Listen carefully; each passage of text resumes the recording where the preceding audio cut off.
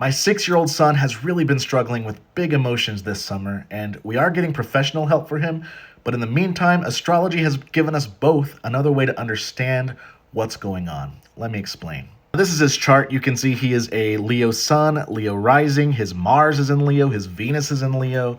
We've got Moon over here in Sagittarius. This is a lot of fire energy that really is going to change the world someday. But right now at 6, that fire is showing up as really wanting ice cream for dinner, and when he can't have it, it ends up in a lot of meltdowns. Now, hopefully other parents out there can relate. When your kid is having meltdowns like this multiple times a day, it's exhausting, not just for the parents, but also for the kiddo.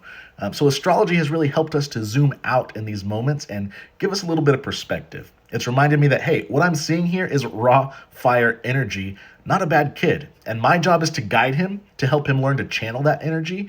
It doesn't make the moment easier, but it does give me perspective because, again, how I respond now is going to shape how he grows into that fiery power later on in life. But astrology has been helping him too. He's been struggling a lot with self-confidence, saying he feels like a bad kid, feeling a lot of shame over the emotions and the meltdowns that he's been experiencing. So with kid-friendly language, I've been trying to explain a little bit about his chart to show him, hey, look, this isn't because you're a bad kid. It's just you have more firepower than anybody else in our house, more firepower than most people out there. And when you learn how to use this, it's going to be a superpower.